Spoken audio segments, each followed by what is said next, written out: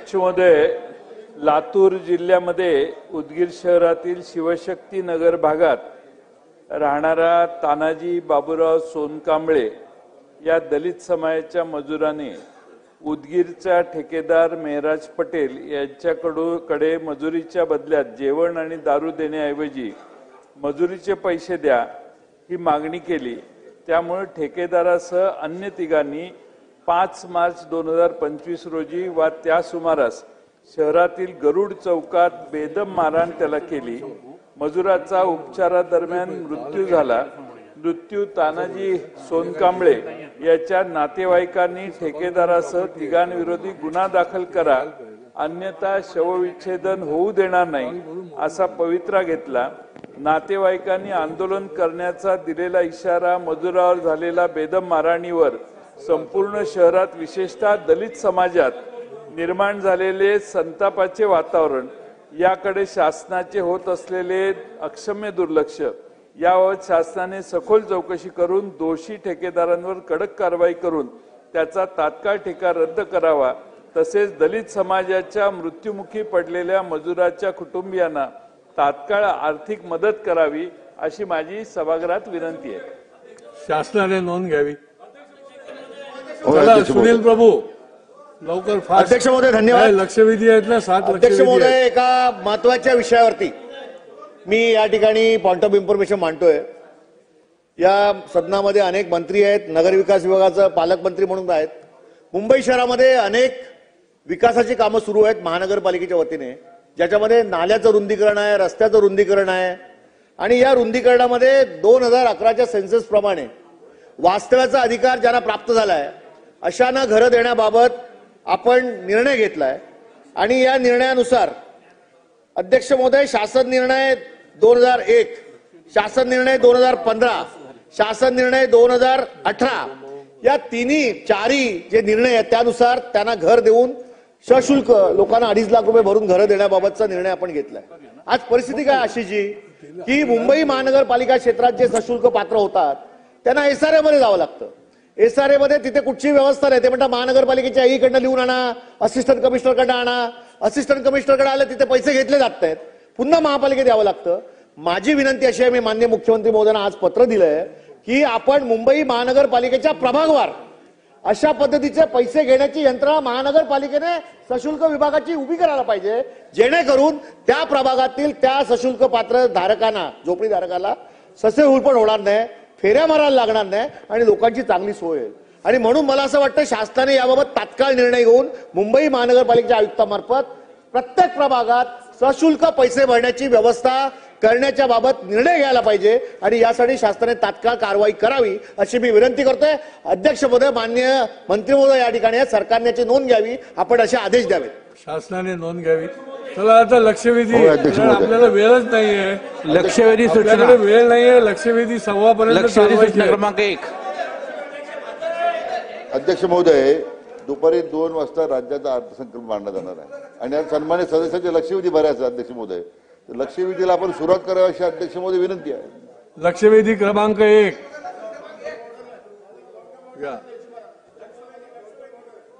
आता लक्षवेधी घेऊया। काय ऑर्डर आहे? पॉइंट ऑफ ऑर्डर असा आहे की नागपूरची एक लक्षवेधी आमची लागलेली होती आणि एक अकोल्याची। आपण तिथून सांगितलं होतं की आम्ही हा सोमवारी लावू असं तुम्ही सांगितलं। आज कामकाजामध्ये आपण सांगितलेल्या नागपूरच्या आणि अकोल्याच्या लक्षवेधीचा उल्लेख कुठंच नाही। त्यामुळे आपण आदेश दिलेले होते, आपण ज्या सूचना केलेल्या होत्या त्याची अंमलबजावणी का झाली नाही? म्हणजे आपल्या आदेशाचं पालन होत नसेल मग काय होतं? दुसऱ्याच लक्षवेधी आल्यात अध्यक्षपदात इथं। आपणच सांगितलं होतं की आम्ही सोमवारी लावू म्हणून। सरकारी अध्यक्ष महोदयांशी चर्चा करून उद्या घ्यायला आपण त्यांना सांगू। त्यांच्याशी चर्चा केली जाईल आणि उद्या। माझा मुद्दा एकदम साधा आहे। माझा मुद्दा एकदम साधा अध्यक्ष महाराज, आपण सूचना दिल्या होत्या, आपण मान्य केलं होतं की सोमवारी आम्ही लावू, मंत्री नव्हते। आखरी काय तुमच्या आदेशाचे पालन या सभागृहात होत नाही, आमचं रक्षण कोण करणार? मंगळवारी याच्या संबंधीमध्ये ही लक्षवेधी घेतली जाईल। चला लक्षवेधी 1। अध्यक्ष महोदय, लक्षवेधी क्रमांक 1। अध्यक्ष महोदय, वितरित केल्याप्रमाणे अध्यक्ष महोदय, अत्यंत महत्वाच्या विषयावरची ही लक्षवेधी माननीय आमच्या भगिनी श्वेताताई महालेंनी मांडली आहे.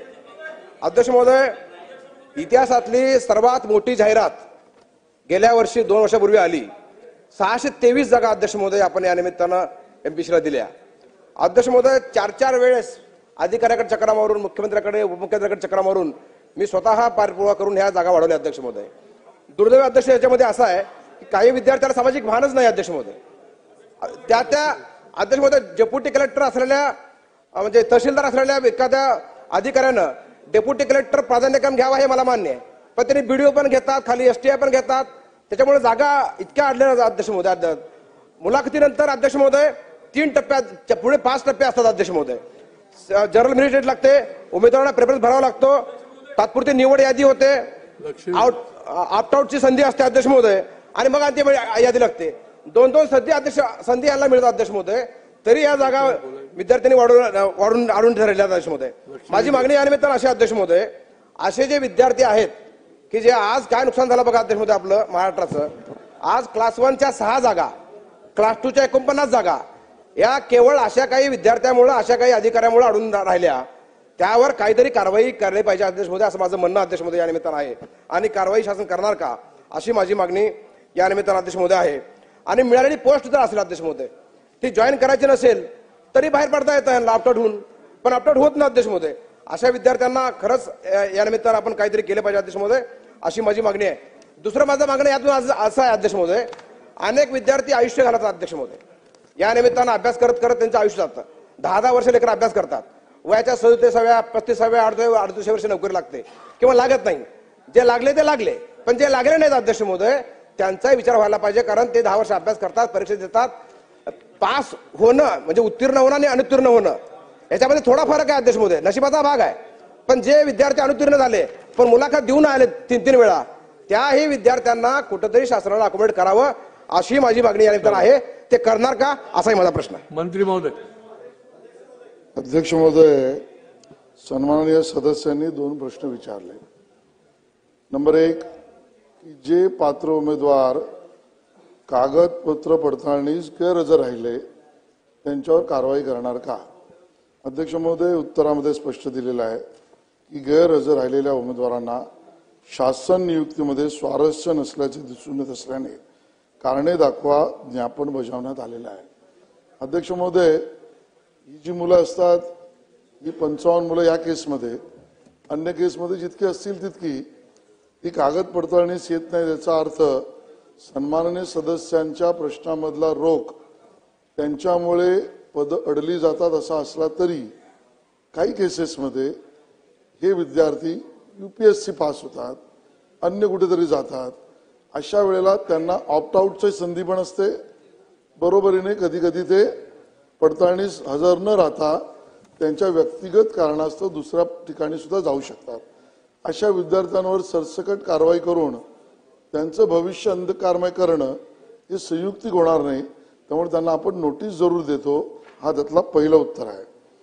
दुसऱ्या प्रश्नाचं उत्तर अध्यक्ष महोदय, त्यांनी असं म्हटलंय की बाबा जी पात्र होतात त्या यादीमध्ये सिलेक्ट झाल्यानंतरच्या मेरिटनुसारच्या अन्य विद्यार्थ्यांना तुम्ही या पदावर घेण्याच्यासाठी काय करणार, बरोबर आहे ना, असा दुसरा प्रश्न विचारलाय. अध्यक्ष महोदय, आपल्याला या विषयात समजून घ्यावं लागेल की आपल्याकडे 2 प्रकारच्या परीक्षा पद्धती MPSC घेते. एक मल्टी केडर असते आणि एक सिंगल केडर असते. आपल्याकडे मल्टी केडर मध्ये अध्यक्ष महोदय या पर्टिक्युलर लक्षवेधीमध्ये 22 संवर्गामध्ये या परीक्षा झाल्या आणि 22 संवर्गामधल्या मल्टी केडरच्या परीक्षा एकत्रित झाल्यामुळे त्या ठिकाणी MPSCच्या स्वायत्त संस्थेच्या अधिकारात त्यांनी कार्यनियमावली क्रमांक 10 मधील 8 नुसार हा निर्णय केलाय की 2011 पासून पुढे मल्टी केडर मधल्या परीक्षातल्या विद्यार्थ्यांमध्ये वेटिंग लिस्ट करताच येणार नाही, करणार नाही. हा निर्णय MPSCने केल्याचं कारण तेही स्वयंस्पष्ट आहे की 2011 पर्यंत मल्टी केडर मध्ये अशा पद्धतीने वेटिंग लिस्ट मधल्या मुलांना समाविष्ट करण्याच्या धोरणामुळे प्रचंड प्रमाणात कोर्ट केसेस झाल्या आणि त्या कोर्ट केसेसमध्ये स्वाभाविकता मॅट असेल, न्यायालय असेल, यातना येणारे स्टे आणि मग त्यातनं जे पात्र झालेले विद्यार्थी आहेत, जे या कागदपत्र पडताळणीत उत्तीर्ण झाले आहेत, त्यांच्या सुद्धा सेवा रुजू होण्यामध्ये अडचणी निर्माण होतात आणि त्यामुळे MPSC स्वायत्त आहे. त्यांनी कलम 10(8) अनुसार अशी प्रतीक्षा आधी करायची नाही हा निर्णय केलेला आहे. UPSC जी या देशातली सगळ्यात मोठी संस्था आहे, त्यांनी सुद्धा मल्टी कॅडरमध्ये अशा पद्धतीने वेटिंग लिस्ट न करण्याचा निर्णय केला आहे. तोच राज्य सरकारने केलेला आहे. पण ज्या ठिकाणी सिंगल कॅडर एक्झाम असते तिथे मात्र अशा पद्धतीची वेटिंग लिस्ट आपण करतो आणि मग त्या वेटिंग लिस्ट मधल्या मुलांना वर सरकवण्याचं काम करतो. रोहित पवार.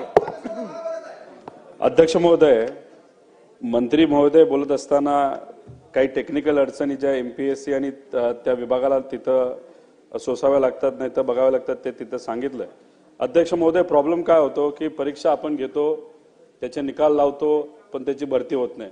अध्यक्ष महोदय, मंत्री महोदयांना एक पॉइंटेड प्रश्न आहे. कंबाईंड गट ब परीक्षा 2022 मधील पोलीस उपनिरीक्षक PSI यांचा अंतिम निकाल लागूनही, याच्या रिलेटेड आहे, तर यांचा निकाल लागूनही अध्यक्ष महोदय 603 PSI उमेदवारांना नियुक्ती अजून दिली नाही. अध्यक्ष महोदय, हा प्रश्न एका विषयाचा असला तरी जसं तिथं प्रॉब्लेम आहे तसा इथंच प्रॉब्लेम आहे. त्यामुळे या सरकारचं लक्ष वेधतो अध्यक्ष महोदय, लक्षवेधीच्या माध्यमातून की या PSIंचा 2022 पासून जो निकाल लागून सुद्धा त्यांची नियुक्ती झाली नाही, तर सरकारच्या माध्यमातून अध्यक्ष महोदय ही नियुक्ती केली जाईल का? योगायोगाने लक्षवेधी अशा मोक्यावर लागले की आता बजेट आहे. अध्यक्ष महोदय, या सरकारला विनंती करतो की मोठी भरती ही या बजेटमध्ये त्या ठिकाणी जाहीर व्हावी. अध्यक्ष महोदय, मंत्री महोदय अतिशय कार्यक्षम मंत्री आहेत, हे आपण सगळ्यांनी बघितले. त्यांच्या विभागाचा अजून एक विषय आहे की आपण आपल्या विभागाच्या माध्यमातून म्हणजे IT हा विषय तिथं असल्यामुळे आपण सरकारच्या मदतीने काही कंपनीला ऑनलाईन आणून, जसं की आपण टाटाच्या TCSला ऑनलाईन आणलं होतं आणि तिथं आपण 1000 रुपये प्रत्येक परीक्षेच्या म्हणजे एका प्रत्येक पेपरच्या मागून 1000 रुपये घेतले होते. आता ठीक आहे, TCS चांगली कंपनी आहे, सगळं योग्य असलं तरी अध्यक्ष महोदय, मंत्री महोदयांना मला विनंती करायची आहे, राजस्थानमध्ये 100 रुपये घेतले जातात, तर मग आपण 100 रुपयापेक्षा 600 रुपये घेतले जातात. जेवढ्या परीक्षा द्यायच्या तसे द्या. आपण चांगले अभ्यासू मंत्री असल्यामुळे याच्यामध्ये थोडंसं लक्ष घालून याचा एक विषय आपण कायमस्वरूपी राजस्थान पद्धतीने मार्गी लावणार का? आणि शेवटचा प्रश्न अध्यक्ष महोदय की कंबाईनच्या काही रिक्त पद आहेत, जसं PSIच्या कंबाईनचं 1000 जागा करण्यात यावा अशी त्यांची विनंती आहे. STI SR अशा अनेक भरतीचे प्रस्ताव प्रलंबित आहेत, त्यात तुम्ही लक्ष घालून तिथं मोठ्या प्रमाणात सरकारच्या माध्यमातून भरती केली जाईल का असा प्रश्न या ठिकाणी मी करतो आपल्याला. अध्यक्ष महोदय, सन्माननीय सदस्यांनी 3 प्रश्न विचारले. त्यातला दुसरा प्रश्न जो आहे तो माहिती तंत्रज्ञान विभागाच्या संदर्भातला आहे.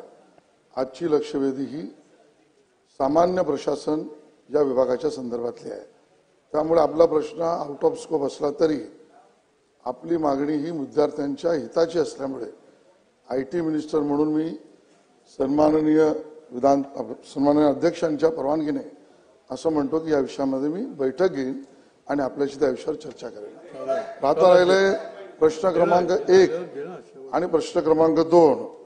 यामध्ये गृह विभागातर्फे PSI पॉइंट ऑफ इन्फॉर्मेशन 2022 आयोगाने शिफारसी केल्या होत्या त्या उमेदवारांना नियुक्ती देण्याची कारवाई गृह विभागातर्फे सुरू आहे.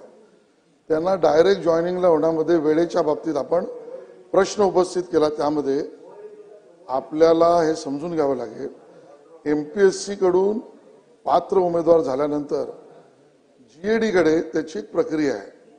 त्या प्रक्रियेमध्ये त्यांच्या सर्टिफिकेटचं व्हेरिफिकेशन हा त्यातला महत्वाचा विभाग प्रक्रियेचा भाग आहे, ज्यामध्ये विशेषतः ते स्पोर्ट्स कोटातनं असतील तर sports certificate verification, caste certificate verification, degree verification, character certificate verification, creamy layer आणि मेडिकल या सगळ्या सर्टिफिकेटचं व्हेरिफिकेशन त्यांनी सन्माननीय अध्यक्ष महोदय, मला संरक्षण द्या, मी डिटेल उत्तर त्यांच्या प्रश्नाला देतो आहे. आणि नाना पटोले साहेब, तुम्ही वरिष्ठ सदस्य आहात, त्यांनी उशीर का होतोय याचं उत्तर मी देतोय.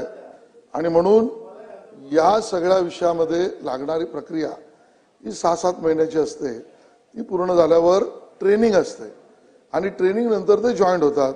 याच प्रक्रियेने ते PSI जॉईंट होतील. तिसरा प्रश्न तुम्ही जो विचारला तो यामध्ये रिक्त असलेल्या पदांबद्दल आणि अन्य विभागामध्ये अशी रिक्त पदं असतील तर त्याबाबत शासन तातडीने सकारात्मक भूमिका घेणार का, तो होय. चला जयंतराव. अध्यक्ष महोदय, या लक्षवेधीतला जो मुद्दा आहे ज्याचं उत्तर आपण मगाशी दिलं, त्यात आता काळ बदललेला आहे. या नियम आणि तरतुदी जुन्या आहेत, ज्या UPSC आणि MPSCने स्वीकारलेल्या होत्या. पण आता सन्माननीय सदस्य अभिमन्यू पवार जे सांगतायत त्याप्रमाणे अध्यक्ष महोदय, आता थोडीशी वेटलिस्ट मोठी ठेवली तर असे प्रसंग येणार नाहीत. त्यामुळं पहिला प्रश्न की आपण MPSCला सूचना द्याव्यात की जरी संमिश्र केडरचं एकच परीक्षा असेल तरी वेटलिस्ट 101 मुलांची जादा ठेवावी, जेणेकरून असा प्रसंग येणार नाही.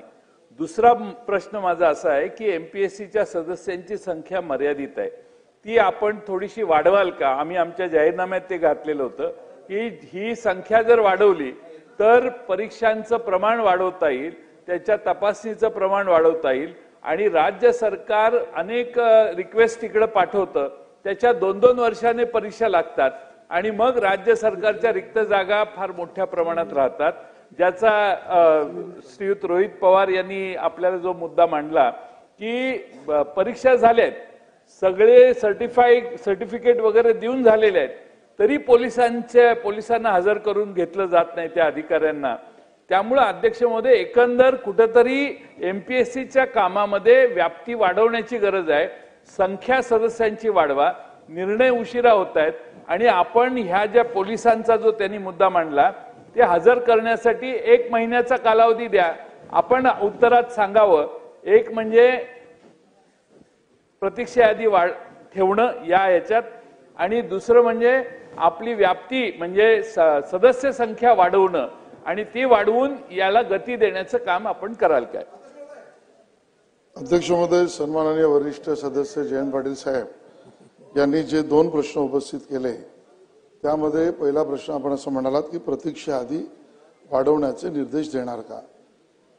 माननीय जयंत पाटील साहेबांनाही माहिती आहे की MPSC एक स्वायत्त संस्था आहे आणि आपल्या कॉन्स्टिट्यूशनल पॉवरप्रमाणे त्यांना आपल्याला तसे निर्देश देता येणार नाहीत, आपली इच्छा असली तरी. नंबर 1. ठीक आहे.